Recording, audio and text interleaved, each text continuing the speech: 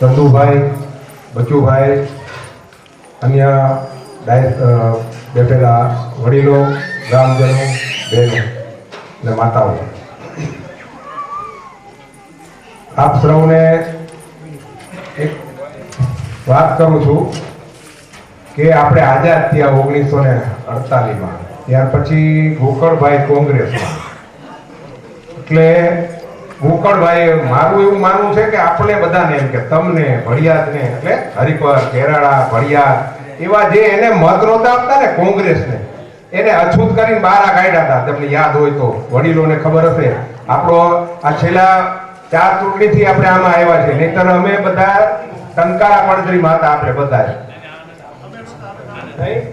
અમુક ગામને અમને બધાને શું કે કોઈ એને વોટ ન આપતું, એટલે આવું એને વાતાવરણ ઊભું કરેલું. પણ આ વખતે આખું બાજુ એ ગામ પાછા આવી ગયા છે, એટલે એ બહુ સરસ વાત થઈ છે.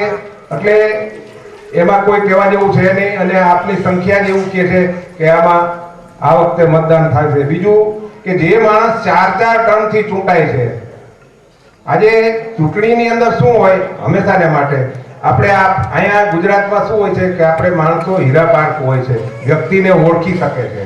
બાકી તમે બહાર દક્ષિણમાં જાઓ ને, બીજા કોઈ પણ રાજ્યમાં એકવાર કોંગ્રેસ હોય, બીજી વાર ભાજપ હોય, એકવાર કોંગ્રેસ હોય, બીજી વાર ભાજપ હોય. અને અમુક રાજ્યમાં તો હવે શું થઈ ગયું છે કે પ્રાદેશિક પક્ષો થઈ ગયા છે. આજ ગામના મગનભાઈ, શાંતિભાઈ, અમારા ભાઈ શ્રી ચંદુભાઈ, રજનીભાઈ, આ ગામના બધા સરપંચો. હું ચંદુભાઈને દાંત કઢાવતો હતો, જબો લેગો પહેરો નરેન્દ્રભાઈ મોદી લાગો એમ.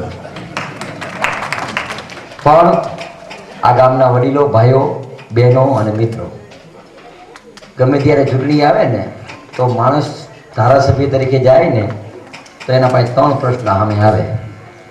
આજે હું 5 દિવસ ત્યાં પ્રવાસ કરું અને 60 ગામનો પ્રવાસ પૂરો થાય. આજે 3 દિવસમાં લગભગ 100 ને નાના મોટા ફરા થઈ 5 ગામનો પ્રવાસ પૂરો થશે.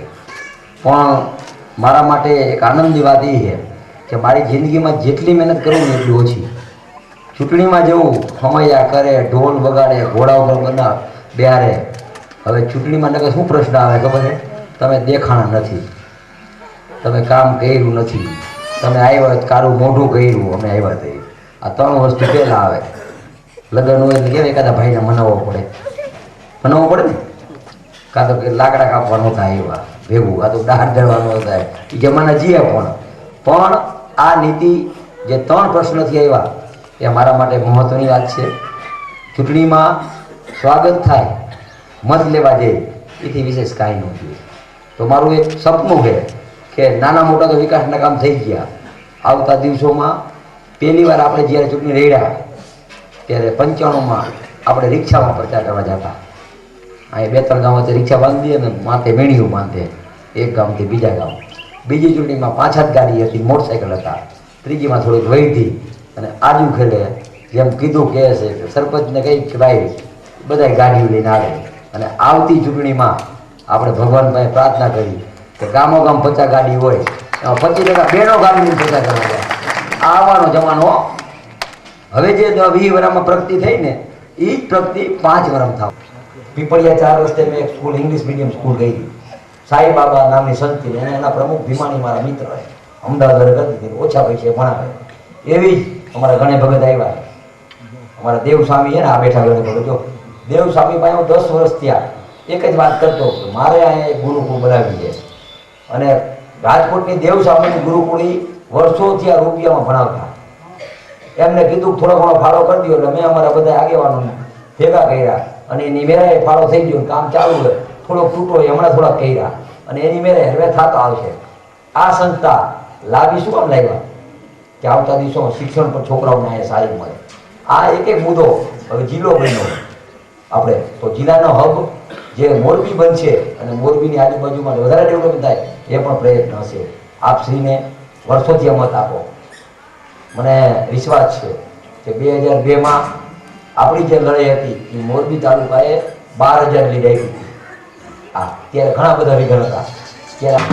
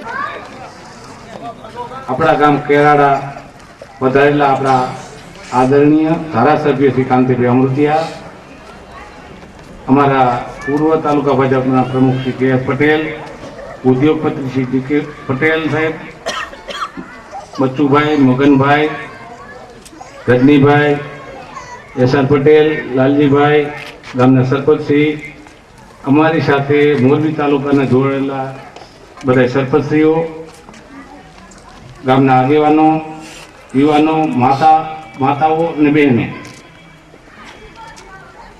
આ ચૂંટણી આપણા ગુજરાત રાજ્યની નથી, આ ચૂંટણી આપણા દેશની છે. દેશની એટલા માટે કે આ ચૂંટણી ઉપર આખા દેશની મીટ બંધાયેલી છે. કેમ કે મોદી સાહેબને હરાવવા માટે આખા દેશના કોંગ્રેસીઓ, બીજા વિરોધ પક્ષો એ જોડાયેલા છે. કેમ કે એમને એમ છે કે આ ચૂંટણીમાં આપણા મોદી સાહેબ ચૂંટાઈને જંગી બહુમતીથી જાજા ધારાસભ્ય 151 આવે તો તેઓ વડાપ્રધાન થવાના છે. જો તે વડાપ્રધાન થાય તો આખા દેશમાં જે કોંગ્રેસની સરકારો છે એ એકેય ન આવે. કેમ કે આપણા ગુજરાતમાં જે કામગીરી થઈ બીજા રાજ્યના આપો છો, પણ આપના આજુબાજુના ગામના સગાવાળા સંબંધીને સમજાવીને કે તમારો મત શું કામ લેખે જવા દો છો, તો એટલું કઈ નિર્મું શું ભારત માતા કી જય.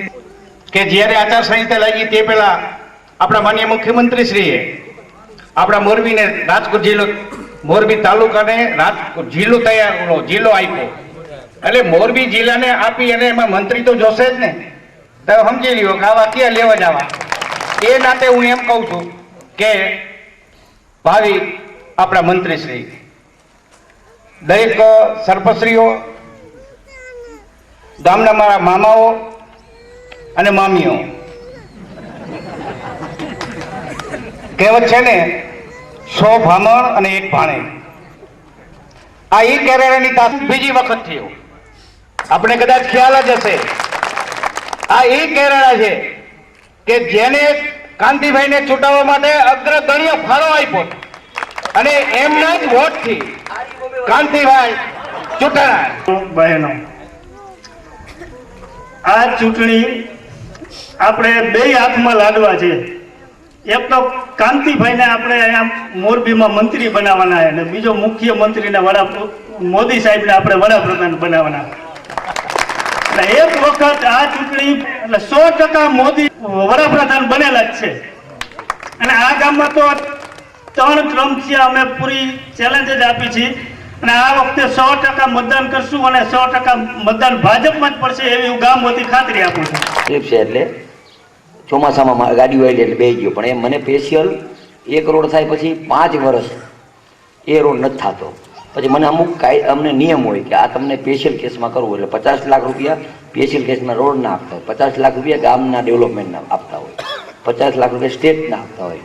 એટલે પછી મને એવું લાગ્યું કે આ પહેલાં 50 લાખ રૂપિયા હું આમાં આપું એટલે 2-3 મહિનામાં એના ટેન્ડરની વિધિ લગભગ તો પૂરી થવા આવી એને થઈ જાય. એટલે કારણ કે બોલે પહેલાં હું જવાબ દેવો પડે ને, મને ભાઈ વાંહી વહી જાઉં મોટી મોટી કરીને વહી ગયા એવું નથી હોય. કારણ કે 6 મહિને વળી પાછું આવવું છે અને એકલો એટલે ઉધડા લઈ આમાં સમજવું પણ આ બધા હે નથી બોલતા નહીં નકર.